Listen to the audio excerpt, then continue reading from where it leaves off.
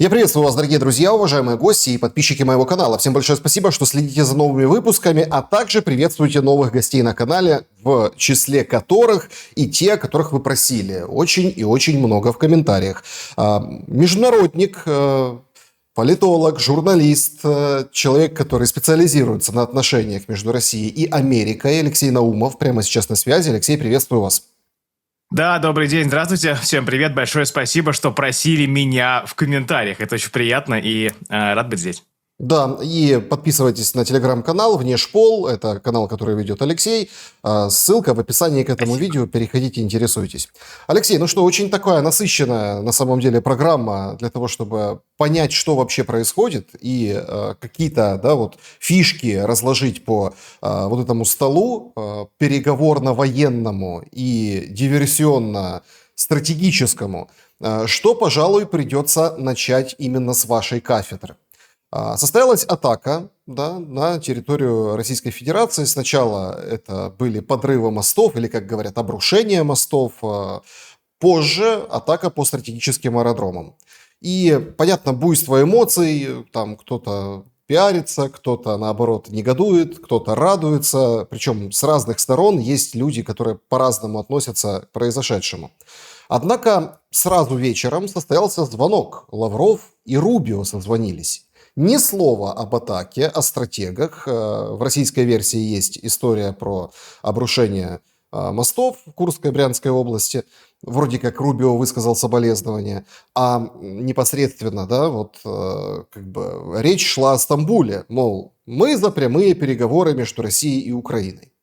Как вам кажется, исходя из той чехарды, которая там Эксиос развел, о том, что Трамп знал, что готовится удар по стратегам, потом Трамп не знал, CBS выходит и говорит, что слушайте, да никто ничего не знал, Украина сама собирала данные. Как это влияет на российско-американские отношения на фоне сегодняшнего Стамбула? Довольно комплексный, у вас вопрос. Смотрите, российско-американские отношения в целом остаются в этом плане довольно стабильно оптимистичными. В чем история? Дональд Трамп вообще изначально, когда приходил к власти, не считал Россию противником, не считал Россию проблемой. Вся администрация Дональда Трампа и лично Дональд Трамп озабочены одним геополитическим противником — Китайской Народной Республикой. Причина этого состоит в том, что только Китай в 21 веке способен бросить вызов США по всем направлениям. По военному, по экономическому, по дипломатическому, там сферы искусственного интеллекта. Вот они все чипы пытаются ограничить китайцам, и компанию Nvidia через колено гнут. И поэтому Дональд Трамп, собственно, говорит, а почему, зачем нам противодействовать России? Да? И поэтому мы слышим все те заявления американских чиновников, которые как мед для ушей российского внешнеполитического зрителя про то, что действительно мы понимаем, что Россия опасалась расширения НАТО на восток. Действительно мы понимаем, что это прокси-война НАТО против России. И в этом плане есть большой позитивный импульс. Но проблема в том, что Дональд Трамп, очевидно, как мы понимаем, не всесилен. Вообще в российском политическом или околополитическом поле есть ощущение, что Дональд Трамп, равно велик Владимиру Путину в плане своих полномочий. Но мы понимаем, что полномочий и возможностей Владимира Путина больше, чем у Дональда Трампа. И есть те вещи, которые Дональд Трамп буквально сделать не может. И что касается российской Америки... Извините, Да, я сейчас поясню, конечно. У Путина больше полномочий, чем у Трампа? У него больше власти, очевидно. Политическая система России гораздо более заточена под работу с одним человеком, с президентом, чем система американская, несмотря на то, что Дональд Трамп ее в каком-то смысле реформирует. И, реформирует, конечно, в кавычках. Смотрите, и сейчас Дональд Трамп, он искренне хочет остановить войну. Он вообще не сторонник войн, он сторонник сделок, он буквально бизнесмен, и он говорит, давайте, значит, заканчивайте по своим текущим линиям, и все будет хорошо. И с Россией будем торговать, и Украина будет восстанавливаться, хотя там лично Зеленского он очень не любит, он прям терпеть его не может, это еще с первого срока его идет.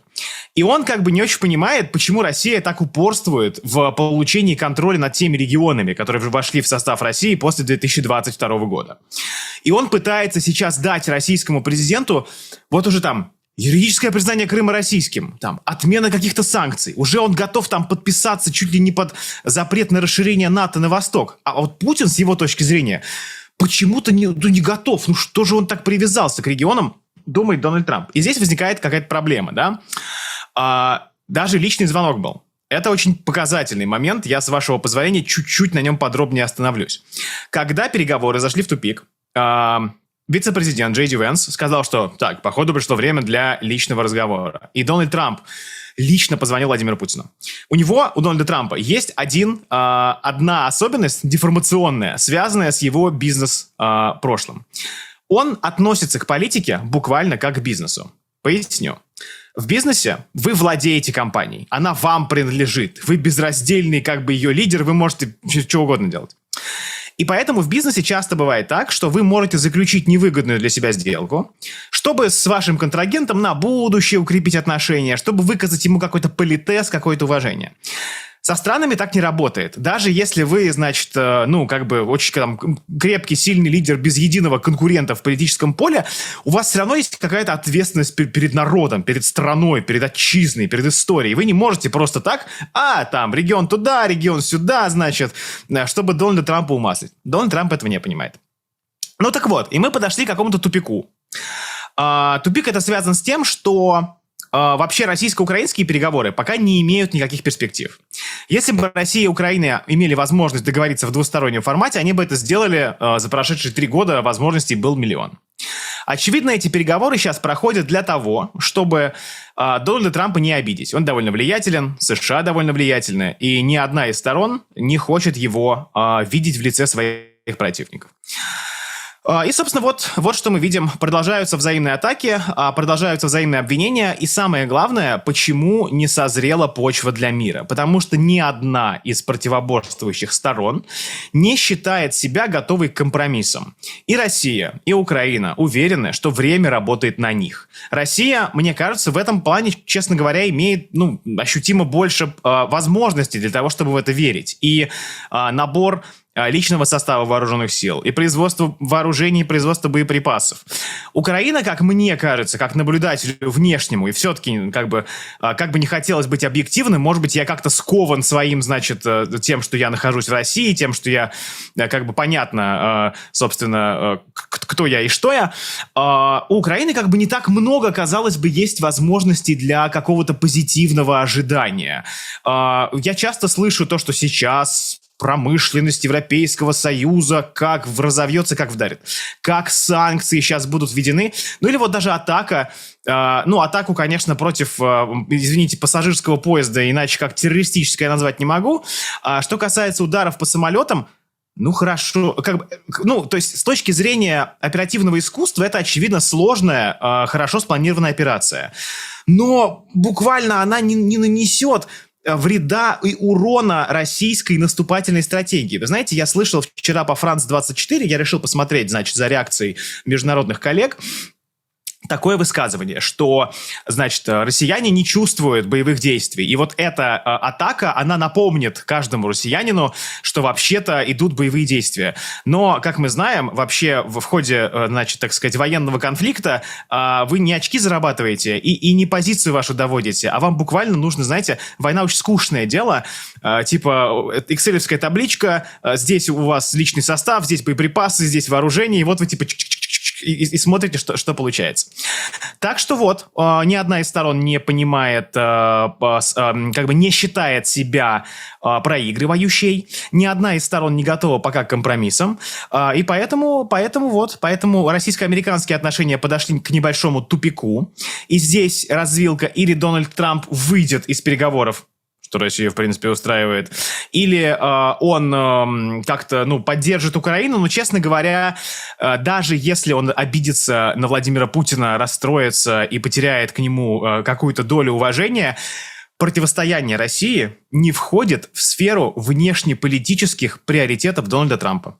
И это важно понимать. Стамбул сегодняшний. Слушайте, много эмоций, да, направлено на Мединского, который прилетел, говорит, как у вас настроение, ой, хорошее настроение, все, как ничего себе хорошее настроение, тут такие события, тут там поезда, самолеты, а у него хорошее настроение.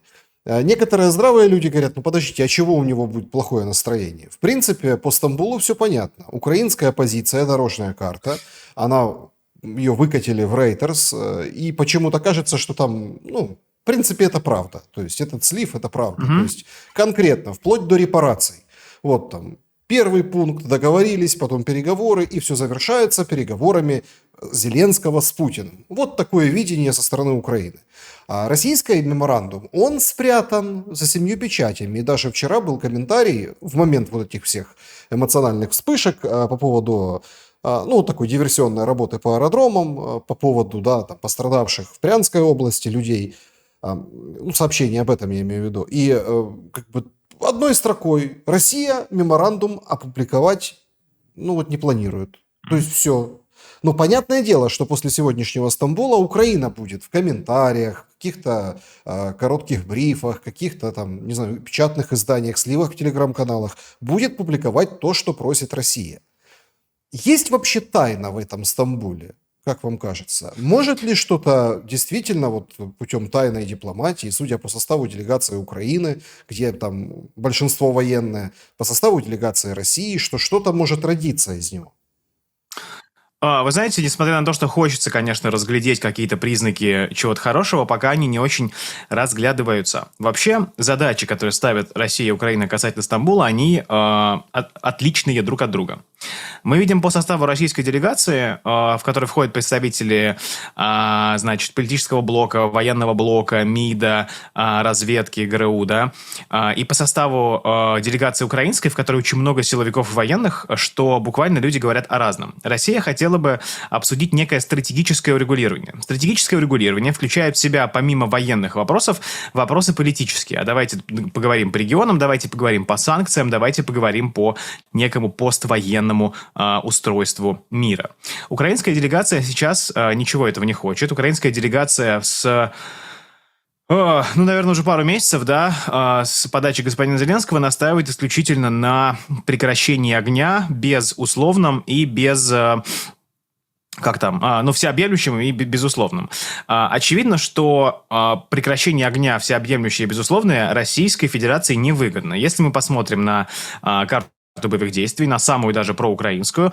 С сентября, по-моему, 23 года украинская армия не получала под свой контроль новых земель, если мы не говорим о Курской области, которая тоже уже, в общем-то, на которой не осталось сейчас, как мы понимаем, солдат ВСУ. Здесь можно спорить, потому что господин Зеленский утверждал, что там что-то есть, но не суть. В общем, понятно, что того, что было, уже нет. И, соответственно, Россия ведет наступление практически по всей линии фронта.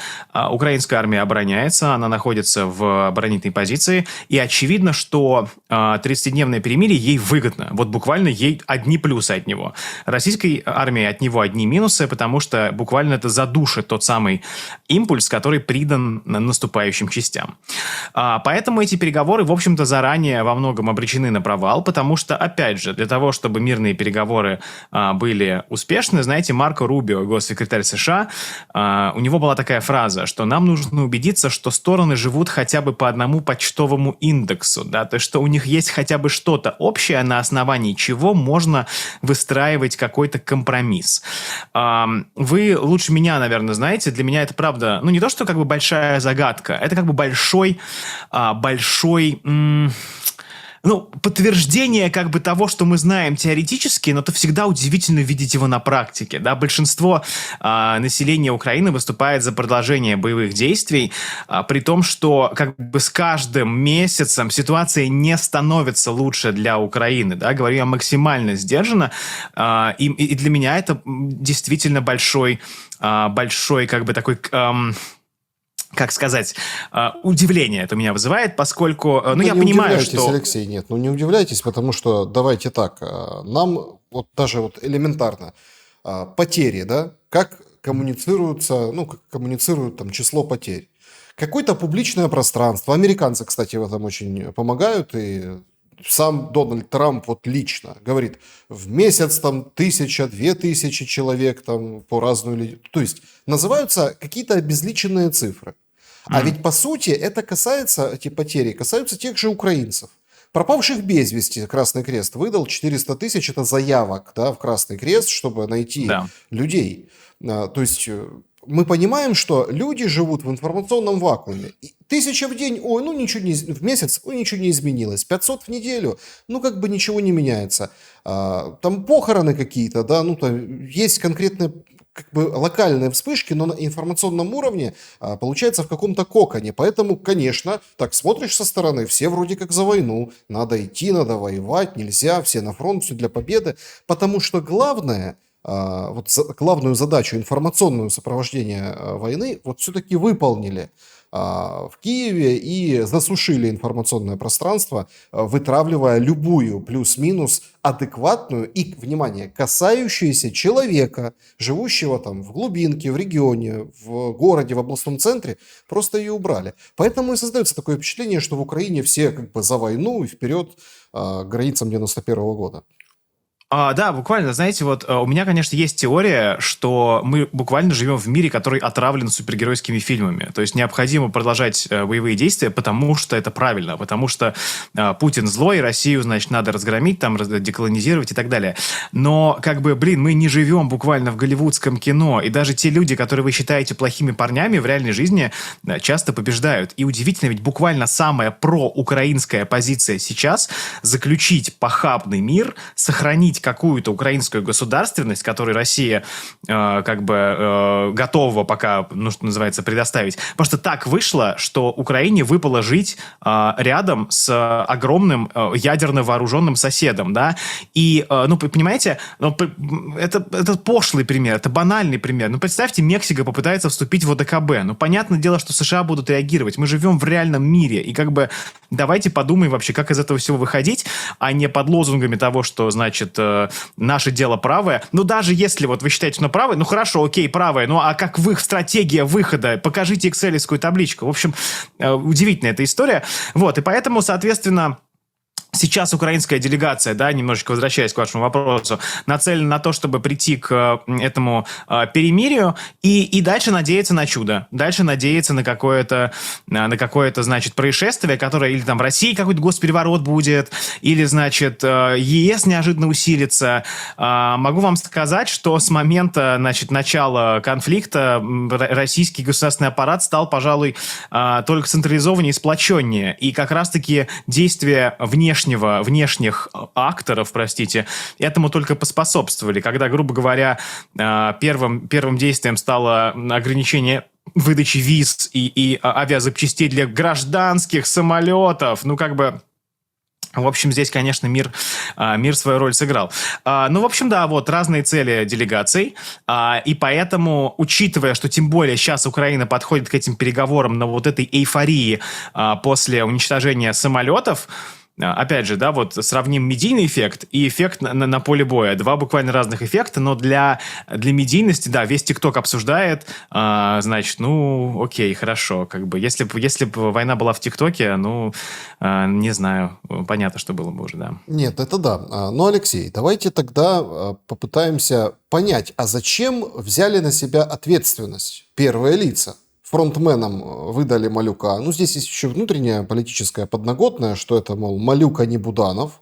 Это такая старая история, там вроде как пишут о конфликте главы разведки украинской с Ермаком, да, этим визирем, украинским визирем. Но сам факт, понимаете, такое ощущение складывается, что последствий или не будет, и об этом четко знают и предупредили, наверное, британские партнеры офиса президента, или этих последствий не боятся. Складывается вообще впечатление, что, давайте так уж, откровенное на чистоту. Мне в разных сегментах Ютуба, и российском, там, украинском, русскоговорящем, украинскоговорящем, все вот когда вот говорят, да какое ядерное оружие? Да никто никогда не ударит ядерным оружием. Да вот не будет ничего. Ну, там, ну, даже если ударят какую-то маленькую боеголовку так для проформы, это ничего не изменит. И это вот как бы накручивают там на уши эту лапшу слушателям, и все говорят, ну вот что, ну подумаешь, ядерная держава, а чего она может? Но на самом деле, если так вот разобраться, это ведь глобальный перелом стратегии на будущее ведения войны. Это окно Авертона, которое не просто там приоткрывается, это выбитое окно Авертона, и ничего хорошего ни для Европы, ни для Америки это не сулит. Атака на борты российской авиации стратеги. Мгм. Все же уже четко подняли СНВ-3, там Медведева вспомнили с Обамой, что эти борты должны находиться под открытым небом, под визуальным контролем, под инспекцией. То есть вот эти все россказни о том, от чего вы не спрятали, вот такие сяки, не могли спрятать. Потому Мгм. что любой вылет такого борта – это потенциальная угроза для там, американцев, западных стран, и поэтому это все контролируется. Даже я приводил пример у себя в прямом эфире. Все же как говорят, вот смотрите, так столько информации, да, вот в мониторинговых пабликах. Вылетели тушки, вылетели, сейчас будут Мгм. там нести калибры. Откуда они это все знают? Или там готовится что-то? Да потому что видно, идет обмен развединформацией той, которая доступна. Если Россия сейчас скажет, а мы прячем свои тушки, а мы прячем вот это вооружение, это же свинья Трампу геополитическая, причем достаточно серьезная. Что с этим делать? Что будет предпринимать Америка в контексте ядерной угрозы? И действительно ли есть на столе вот эта карта, ну, удара какого-то ограниченного или большого, или маленького, ну, вот ядерным оружием? Да, вы знаете, это хороший вопрос на самом деле. И что меня всегда удивляло в таких рассуждениях, что типа, да, не применит Россия ядерное оружие, зачем ей это нужно? Что, как в знаменитом монологе «Здесь играем, здесь не играем», вы бы с такой, как бы, логикой подходили вообще ко всему этому военному конфликту. Почему Россия не применит ядерное оружие? Потому что ей это не нужно. А почему ей это не нужно? А потому что она и так выигрывает. А почему она выигрывает? А потому что смотрим на соотношение сил и, соответственно, понятно, к чему мы вообще приходим по итогу этого конфликта. Да, вообще, вопреки распространенному мнению и любви вообще массового сознания к каким-то символам и знакам, для применения ядерного оружия не нужно ничего, кроме политической воли. Политическая воля, как правило, формируется под воздействием двух оснований. Первое основание – это цена вашего действия, а второе – это потенциальная выгода от вашего действия. Анализируя эти условия, мы приходим к тому, что, в принципе, применение России ядерного оружия сегодня невыгодно и не нужно. Потому что ядерное оружие, во-первых, не позволит достичь конкретных военных целей, которые и так достигаются. Ядерное оружие вызовет довольно большую негативную реакцию стран глобального юга, которые для России важны. И, соответственно, ядерное оружие, да, оно может быть применено, и оно будет применено, если возникнет угроза существованию, суверенитету Российской Федерации. Но, как мы помним, даже вылазка вооруженных сил Украины в Курскую область не была сочтена достаточным для этого основанием, потому что и так, что называется, справились. Мне очень нравится такой тип анализа, и я призываю его буквально применять ко всему вооруженному конфликту, что приведет нас к мысли о том, что необходимо сейчас идти на уступки. Понимаете, очень, очень весело и здорово ругать Мединского. Ха-ха-ха, российское военно-историческое общество. Ну, буквально, понимаете, завтра возникнет требование о 6 областях. Ну, как бы... И что тогда предполагается делать? Снова надеяться на Бориса Джонсонюка? Снова как бы надеяться на какое-то чудо? Так что да, безусловно, я думаю, что Россия будет использовать этот налет на стратегические бомбардировщики для доведения до Дональда Трампа позиции о недоговороспособности Украины. Я думаю, что это будет делаться и после Стамбула. Смотрите, почему российский меморандум не показан заранее? Потому что очень важно показать украинской стороне этот меморандум в Стамбуле. Что будет в меморандуме? Значит, мы требуем передать России контроль над регионами. Украина скажет нет. Мы требуем денацификации Украины, статуса русского языка. Украина скажет нет. Мы требуем ограничения численности вооруженных сил Украины и, используемых ими вооружений. Украина скажет нет. Значит, мы требуем нейтралитета и невхождения в НАТО. Украина скажет нет. Соответственно, Россия получит нет на все свои требования, придет к Дональду Трампу и скажет: дорогой Дональд Трамп, ты же сам видишь, что... И ты сам как бы говорил, что у господина Зеленского нету карт, нету козырей. И, соответственно, ей нужно идти на уступки. Но она не готова идти ни на какие уступки. Она мало того, что атакует, поезда с 7-месячным ребенком, она атакует самолеты, которые являются частью буквально российско-американских отношений. То есть эти самолеты буквально это российско-американские отношения, а не российско-украинские. Они используются, безусловно, для запуска ракет, которыми наносятся удары по целям на территории Украины, но это не единственный, не самый главный, как бы, и это буквально не их основная роль и основная функция. И, соответственно, эта мысль будет и доводиться до Дональда Трампа. Что хочет господин Зеленский? Что хочет, собственно, что хочет он? Он хочет вовлечь, во-первых, западные страны в собственный конфликт. Он спит и видит, как Россия в отместку за удары по Storm Shadow, не знаю, наносит удар по Биг Бену там куда-нибудь или по Таймс-сквер, втягивает Великобританию или США, значит, в конфликт, и все. И как бы спихивает на них эту войну. Вот вы довоевываете дальше, так сказать, позвал старших братьев.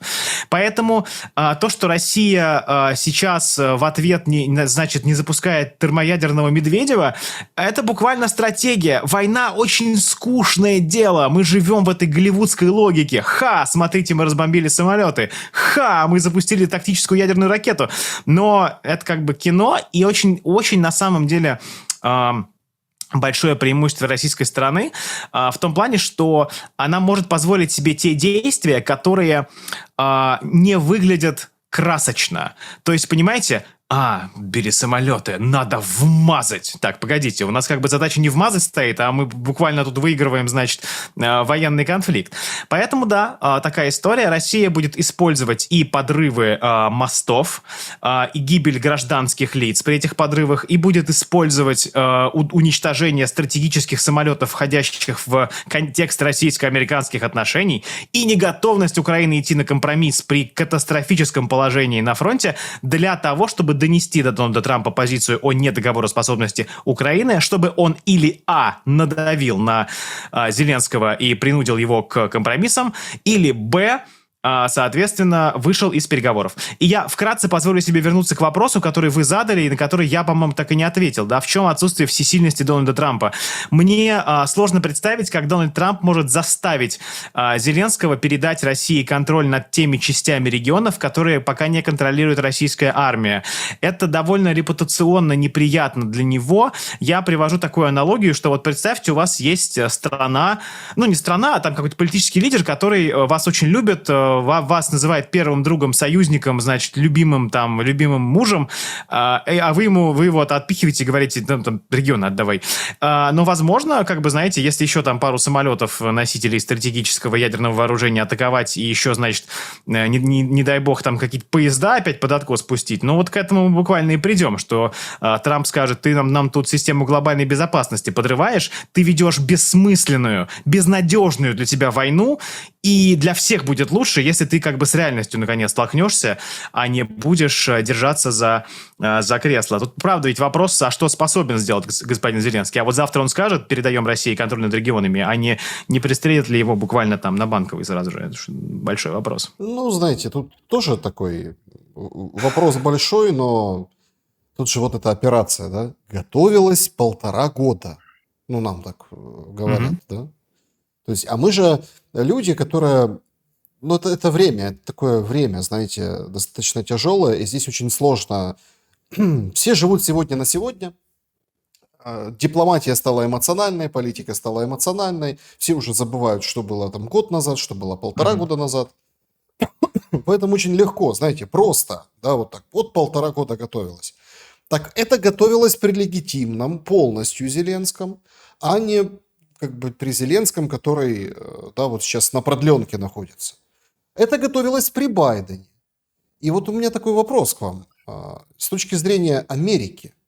Ну вот сегодня, например, поразительно, в True Social, в соцсети Трампа, появляется очень интересная конспирологическая публикация, репост того, что Байден вообще был казнен в 2020 году, а все это время управляли какие-то роботы с телом Байдена, печати ставили какие-то люди, вообще непонятно, кто управлял Америкой.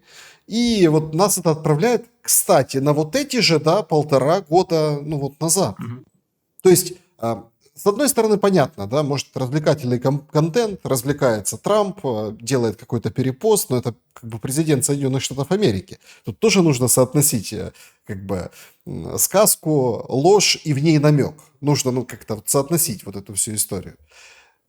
После вот этих событий, как вам кажется, это уже война Трампа или все-таки у нас ревизия байденовских решений, коммуникаций и в том числе и по Украине, да, и каких-то действий все-таки будет проведена, и Трамп будет использовать условно немощь Байдена, болезни Байдена, факсимиле вместо подписей, и, соответственно, это все ляжет какой-то тенью на, в принципе, войну в Украине. Да, как известно, на самом деле Байден давно находится в морозилке в Делавере, а управлял страной, значит, какой-нибудь там, да, двойник банкетный, очевидно, банкетный Байден. Да, здесь, конечно, понимаете, Зеленский, если непонятно, я, мягко говоря, не являюсь там, человеком, симпатизирующим Зеленскому, совершенно нет, да? Наоборот. И очевидно, что он очень хотел бы, чтобы это стало войной Трампа. Он постоянно подчеркивает, что, смотрите, Путин вас не уважает, Путин вводит вас за нос, Путину вообще верить нельзя. И, соответственно, он играет на все деньги уже. Ему на самом деле терять в этом плане нечего. Ему бы столкнуть мир в пучину глобального конфликта, снять с себя, значит, вот этот покосившийся мундир Черчилля и передать его уже кому-то другому, а самому уже, что называется, расслабиться и отдыхать.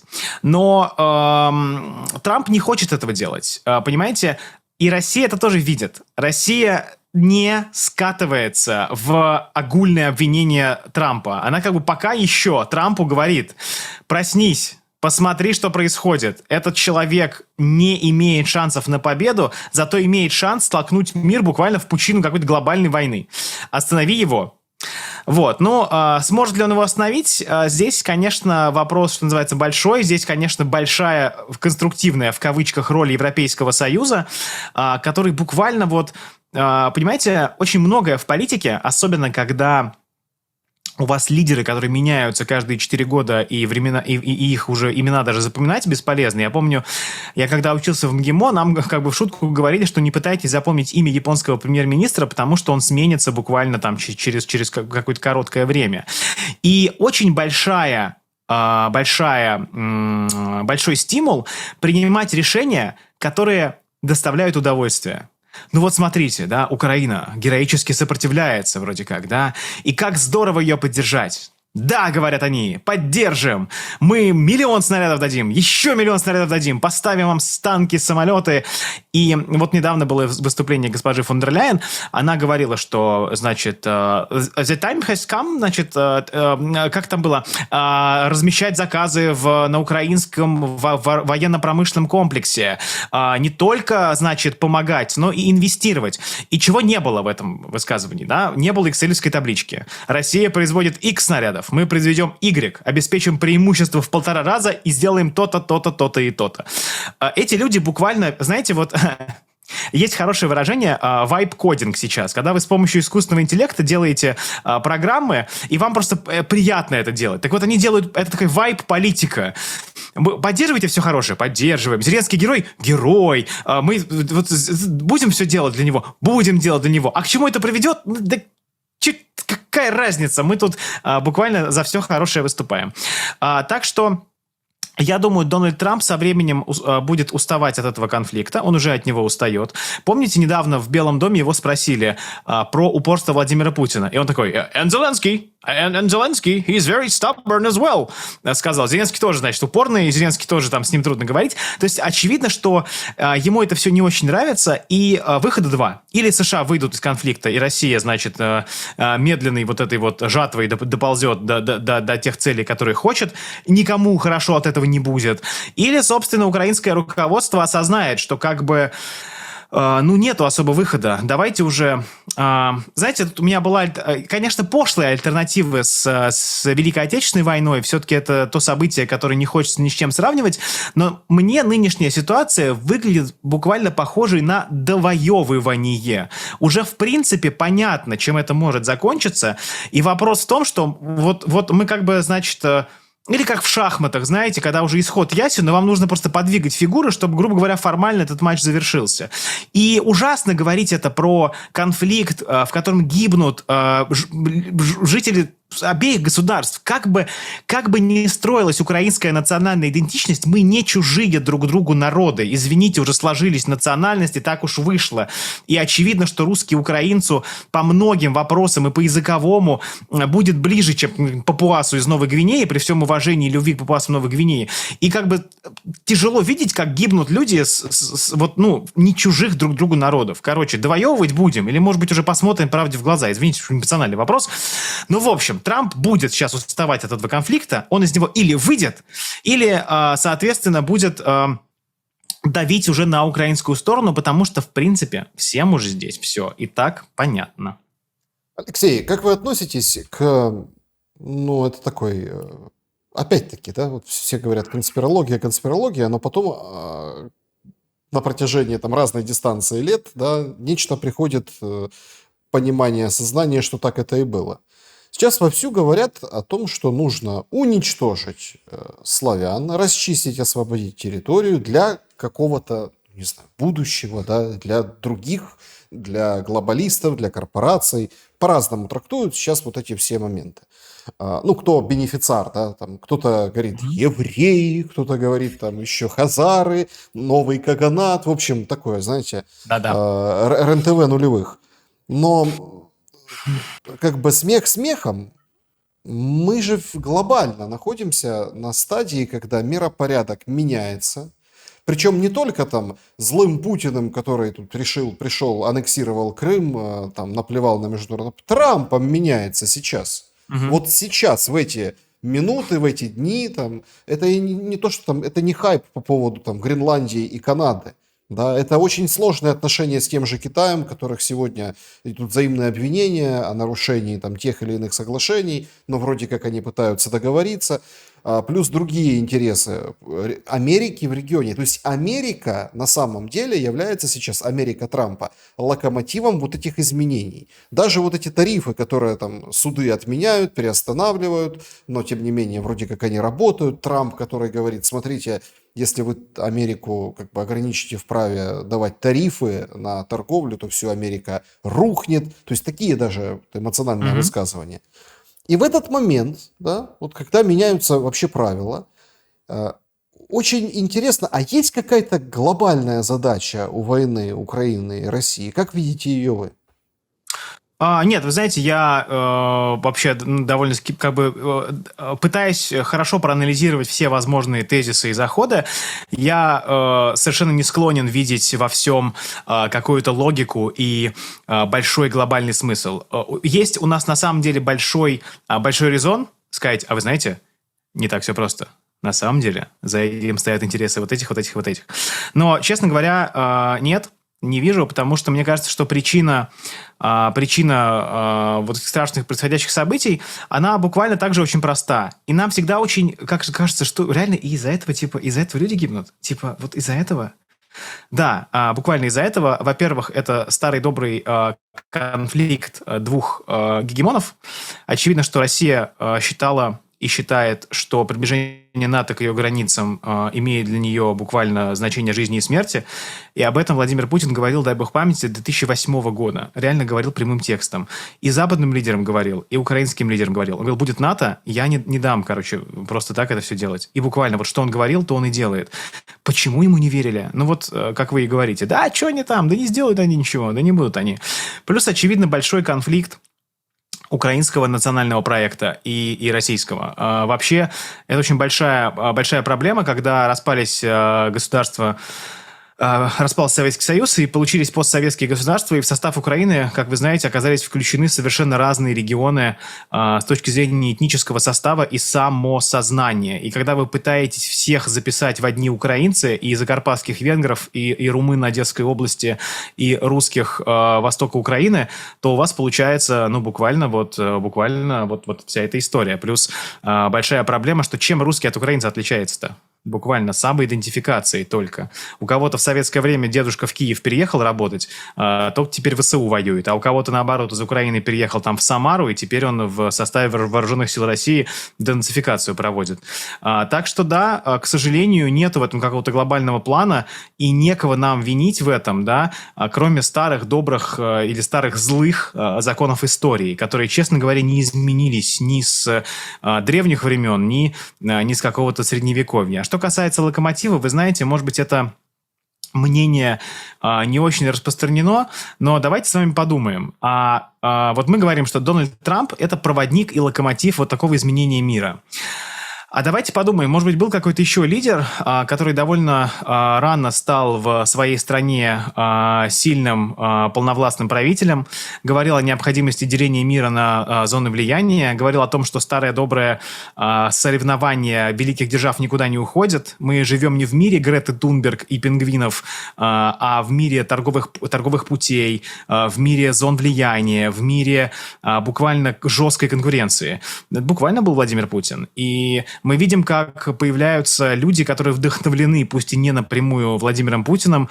Все эти люди, выступающие за суверенитет, за свободу своей собственной страны. Мы видим, как там в Румынии проводятся президентские выборы, и так называемые суверенисты имеют большое влияние. Вот в Польше сейчас победил кандидат, который говорит, а вообще-то поляки как бы сами по себе хороши.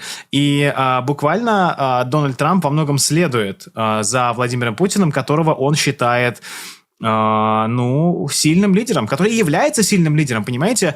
Вот как бы вот если вы Владимира Путина не любите, вам нужно сказать, что он, значит, там тоже в морозилке лежит. Ну, как бы нет, ребят, давайте посмотрим правде в глаза. И это человек, который во многом определяет контуры того, что сейчас проходит в мире. Люди ему начинают подражать во всех регионах мира, да? И говоря это совершенно без какого-то без эмоционального к этому отношения. Давайте анализировать и смотреть, как действительно работает мир. Это не жидомасоны, это не какой-то глобальный заговор рогатых еврейских, значит, там каких-то воротил. Так мир работает. Мы всегда жили в мире, где важны границы, торговые пути, возможности торговли, и всегда висит над миром тень войны, да, всегда. Это человечество так работает. Поэтому вот такие дела. Довольно пространный у меня получился монолог, но мысль моя в том, что действительно мир меняется, но работает он по тем же самым законам, которые всегда в человеческом обществе существовали. И если мы о них забыли, если мы подумали, что в мире главное – это глобальное потепление, а не баланс сил между двумя военными альянсами, то это наша с вами проблема, а не каких-то мировых элит, которые нас с вами сталкивают. Европа втянется в войну в Украине? Зайдет? Нет. Дураков нет. Я, честно говоря, думаю, что все равно все-таки, несмотря на все эти благоглупости, которые они делают, буквально они, значит, своими подталкиваниями, подначиваниями и красивыми черчиллевскими речами отправляют украинскую нацию на убой, я думаю, что сами они в последний момент опомнятся. Они как бы, значит, вот по плечу всех похлопают, кто может пойти на фронт, а потом себя на фронт они уже не отправят. Так что я все-таки оптимистично в этом плане настроен, но я довольно известный оптимист. Да, оптимизма, конечно, знаете... Не занимать. Особенно в этой ситуации сложившейся. Да. Зачем Россия и Украина? Вот есть же мнение такое, ее, кстати, высказывал какой-то политик, чешский, по-моему, да, сейчас вылетело с головы, о том, что, смотрите, то есть НАТО, да, наоборот, сейчас Украина вступит в НАТО, и войны не будет. Глядите, Финляндия вступила в НАТО, все, никто не воюет. Прибалтика, да, там есть грозное решение, высказывание, но никто же не воюет. И Россия по факту де-юре с НАТО не воюет. Де-факто там по-другому, да, когда оружие, техника стран НАТО, инструкторы стран НАТО. Но вот де-юре же нет войны. Мол, почему так Россия уперлась, что Украина не должна быть в НАТО? Пускай будет, и будет безопасность.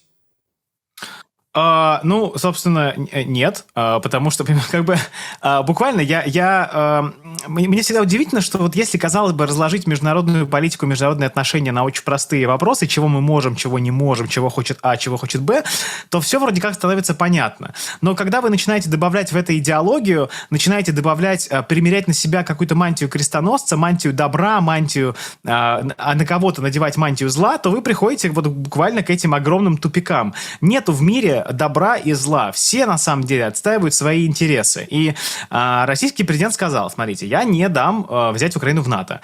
Окей, он это сказал. А есть ли у него возможности этому помешать? И, судя по всему, да, они как бы есть. Но решили проверить, что да нет, он не воспользуется этими возможностями. Что касается Финляндии и Швеции, вот теперь Финляндия и Швеция получили целый ворох проблем. Ленинградский военный округ, формируемый... собственно, усиление военного присутствия в тех регионах, которые граничат с Финляндией и Швецией. Но на самом деле, еще же Владимир Путин давеча говорил, году, по-моему, в 2021, что вот Украина вступит в НАТО, скажет, что Крым украинский, и пойдет Крым этот, значит, захватывать. Мы вынуждены будем сопротивляться и, соответственно, вступим в схватку с вооруженными силами НАТО. От Финляндии и от Швеции никто не ждет необдуманных, резких, радикальных действий. Плюс здесь, конечно, можно спросить людей, которые занимаются буквально военной проблематикой, скоростями подлета ракет и подъезда танков, но очевидно, что из степей Украины до России гораздо быстрее, что называется, массовыми танковыми колоннами доехать. И если эти рассуждения выглядят смешно, то давайте все-таки опять вспомним, в каком мире мы с вами живем. К тому же мы поймем, что буквально генералы занимаются планированием, генералы с обеих сторон, со всех сторон, занимаются планированием именно этих самых операций, и подумаем, что, значит, на самом деле у этого есть две большие, простите, разницы между тем, что Финляндия и Швеция вступают в НАТО. К тому же в НАТО они всегда были, с ними кооперировались. Там Финляндия не была в НАТО, но там были совместные учения. Швеция вообще это арсенал всегда был для западных стран.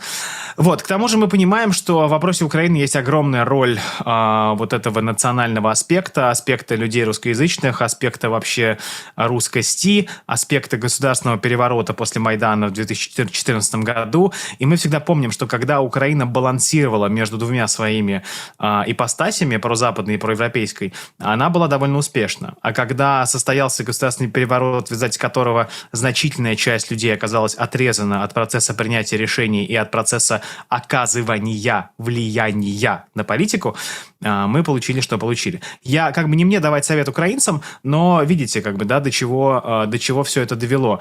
Понимаете, очень велик соблазн, я часто это слышу от людей, которые не согласны с российской политикой. Путин хочет восстановить Российскую империю. Да Путин все равно бы там сделал бы, что хотел. Все равно бы, значит, напали и так далее. Нет. Знаете, есть логика в действиях. Вы можете быть с ней не согласны, вы можете быть с ней, можете очень ее не любить, но она есть. Если бы Владимир Путин был безумным человеком, нелогичным, который не умел бы в процесс принятия решений, что называется, он бы не был там, где он есть, и не занимал бы той должности, что он занимает. Давайте всерьез относиться к людям, которые обладают огромным влиянием, огромной властью и могут очень сильно поменять мир. И если мы начнем всерьез, значит, не называть там Владимира Путина каким-то земляным червяком, и вот Владимира Зеленского тоже, не называть там кокаиновым фюрером. Я никогда подобного рода себе не позволял высказываться, не потому что и у него есть, очевидно, своя логика, у него есть свой процесс принятия решений, и мы понимаем, что если бы его не было, и он бы действительно там ничего из себя не представлял, то и сейчас ситуация также была бы другой. И именно поэтому я всех всегда призываю, давайте смотреть на вещи здраво и на вещи смотреть прямо. И мне кажется, что если мы это будем делать, то мы поймем, к чему и нынешний военный конфликт идет, и как бы мы могли его завершить с минимальными потерями для всех вовлеченных в это сторон. Потери уже не минимальные. Это могут факт. быть еще больше. Мы можем... В Корейская война, когда начались переговоры, еще 3 года, по-моему, шла. Тут, понимаете, каждый день это минимум по сравнению с днем следующим. И не нужно об этом забывать. Это не стратегия Hearts of Iron, извините, 4. Тут понимаете, какая история? Вот это, кстати, тоже очень интересный вопрос. это он ввязывается, вплетается, да, вот в эту, ну, там, то, что я вспомнил о том, что, ну, вот Financial Times пишет, что это Зеленский руководил операцией, да, Мгм. конкретная ответственность, конкретные люди, и все как-то вот задаются вопросом, да, в рамках продолжения и завершения или там довоевывания этой войны. Все говорят, подождите, а что это за странная такая война? Там у Кирилла Дмитриева нашли, понятно, родственников в Киеве, да, там отец фирмы, там какие-то недвижимость, ну вот это вот все. С точки зрения Зеленского, да, понятно, что это было в позапрошлой жизни, но тем не менее тоже связи с Москвой, желание как артиста, да, тогда покорить Москву. Параллельно с этим мы видим, что элиты, имеется в виду первые лица, политические, не военные. Военные там генералы подрываются, атаки ведутся, но вот именно политика никто не трогает. То есть вроде бы нам показывают по ящику огромный накал ненависти, там, непризнание, легитимность, но все помнят Беннета, да, прошлого там, израильского премьера, который говорит, что есть там такой пакт, Мгм. скажем так, что ничего не угрожает. И отсюда приходит осознание вообще другой сути войны. Вот вы хоть и не верите в эти там глобальные планы и замыслы, да, ну вот, но по сути. То есть Зеленский может выйти и сказать, не будет Путина, настанет мир. А Путин почему-то этого не говорит. Как вы видите, есть ли развязка ну очень культурно давайте там, в нейтрализации первых лиц? Причем одной и другой стороны. Ну, то есть, вот так. Ну, вы знаете, мне кажется, что если мы говорим... Это как бы сложный, на самом деле, вопрос. Он многофакторный, и я попытаюсь его на эти факторы разложить. Безусловно, от первых лиц многое зависит. Безусловно, первые лица и в России, и на Украине обладают огромным запасом политической прочности и самостоятельности в принятии решений. И мы понимаем, что после начала конфликта на Украине также произошла значительная централизация власти, и не зря мы видим все эти конфликты и господина Кличко, который говорит, что воняет авторитаризмом, и других политических лидеров Петра Порошенко, Юлии Тимошенко, которые обвиняют Владимира Зеленского в узурпации власти. Но, грубо говоря, понятно, когда идет конфликт, у вас есть, ну, слово диктатор, оно оттуда и пошло, да, как бы это временный, значит, всевластный правитель на время военного конфликта. Но, во-первых, смотрите, есть вопрос конфликта национальных проектов. Все постсоветские государства вынуждены строить свою национальную идентичность на нерусскости, на отрицании русскости.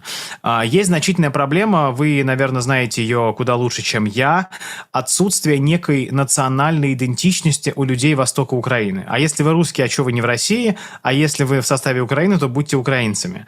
И очевидно, что мы живем в эпоху национальных государств, и все национальные государства будут стараться перемалывать имеющихся у себя людей в единую идентичность. Украинцы будут строить украинцев, французы строят французов, британцы строят британцев, а, не знаю, там, Мали строят малийцев. Вот, поэтому... Очевидно, этот конфликт есть, нации сложилась современная украинская нация, очевидно, нация часто куется в окопах, и некая украинская идентичность будет более сильной, и поэтому сложно представить, что если, значит, не будет Зеленского, то завтра будет мир, дружба и жвачка. Очевидно, сложно представить, что если не будет Владимира Путина, тоже будет мир, дружба и жвачка. Очевидно, что этот конфликт зашел слишком далеко, и он вызван объективными факторами. Он вызван не тем, что Владимир Путин решил, а тем, что сложились... Хотя, безусловно, роль решения мы здесь не отменяем. Но для этого решения сложились совершенно объективные обстоятельства. Я думаю, что сейчас вопрос... Знаете, что вот, смотрите, на мой взгляд, ситуация состоит следующим образом. В военном плане война для Украины проиграна. Потому что нету сейчас того вооружения, нету сейчас тех санкций, которые могут привести к возвращению границам 2022 года и уж тем более границам 1991 года. Но, очевидно, Владимир Зеленский при всей полноте власти не может позволить себе сейчас эту ситуацию признать, потому что будет наверняка и военный, может быть, заговор, и, может быть, новый Майдан, и очевидно, что украинская политическая культура гораздо более склонна к проявлению вот этих вот массовых недовольств. Я думаю, что замена первого лица позволит выйти из этой ситуации следующим образом. Во-первых, можно обвинить Зеленского. Это все его политика к этому привела. Это он не смог договориться с Россией. Хотя мы помним, когда он приходил к власти, единственным конкретным обещанием было договориться с Россией и положить конец войне. Мы помним это. Единственным конкретным обещанием. И у нас в России многие тогда его поддерживали, потому что думали, что вот, наконец, Порошенко, значит, там шоколадный король, вот он там все, значит, нацелен на как махинации, а вот Зеленский придет, и с ним можно будет договориться. Во-вторых, можно будет свалить это все на Запад. Борис Джонсон приезжал в Стамбул, обещал поддержать, а потом Запад предал, Байден ничего не дал, и Борис Джонсон. И можно как бы вот это вот национальное предательство Запада обратить в... То есть мы хотели, мы могли, но вот нас предали, нам нож в спину воткнули. Все, давайте заниматься развитием собственной страны. Тем более пока в составе Украины, если мы смотрим на российский меморандум, предусматривается оставление Николаева, Одессы, что обеспечивает Украине некую долю экономического и национального суверенитета. Вот. А в случае России, понимаете, Россия выигрывает войну, выигрывает этот конфликт. И здесь замена Владимира Путина не даст того эффекта. Потому что, во-первых, есть вопрос с Украиной, но помимо двустороннего вопроса с Украиной есть вопрос с Западом. А с Западом в любом случае необходимо договариваться. И нет сейчас в российском обществе аппетита к политику, который будет перед Западом сдавать позиции. В любом случае, мы понимаем, что с Западом нужно выстраивать новые отношения, с Западом нужно новую архитектуру безопасности, это вам цитата Владимира Путина буквально, выстраивать. И как бы мы не смотрели на ситуацию, для Запада Россия всегда будет приоритетным контрагентом по отношению к Украине, потому что Россия больше, сильнее, экономически состоятельнее, является членом ядерного клуба и членом Совета Безопасности ООН. Как бы нам в любом случае нужно контактировать. А вопрос Украины будет забыт. Вы знаете, очень хорошая есть аналогия с Югославской войной. Сербов все называли, значит, великими там зачинщиками, злодеями и так далее, но в итоге все те страны, вроде там Хорватии, которая, значит, была любимым детищем Запада, в итоге мы пришли к тому, что Сербия оказалась важнее для Запада, потому что она больше финансово-экономически состоятельнее, и с ней как бы выгодно вести дела. С Россией будет то же самое. Короче, замена первых лиц ситуацию не повлияет на нее радикально. Но в случае замены господина Зеленского есть вариант довоевать быстрее, потому что баланс сил понятен, исход всем плюс-минус уже виден, и именно нежелание и неспособность господина Зеленского, который лично зависит, во-первых, от продолжения боевых действий, что он будет делать, когда будет перемирие или мир? Переизбираться? Ну, посмотрим на рейтинг, да? Короче, именно замена украинского лидера позволит приблизить и так очевидное окончание этого конфликта. А Владимир Путин здесь уже, мне кажется, я не думаю, что во многом здесь его личное решение во многом,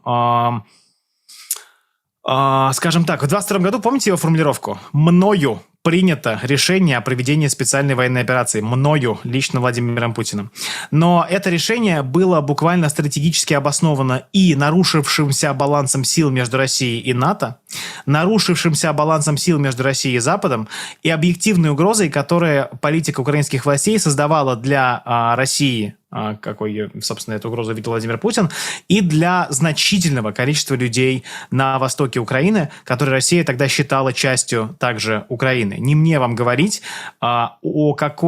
сколько добровольцев было из бывших восточных регионов Украины в составе российской армии. И эти люди буквально оказались на передовой. Они как бы с украинским государством, с столкнулись, что называется, первыми. И они как бы имеют возможность рассказать, что там было и какие, значит, героические солдаты ВСУ были еще до начала событий 22 года.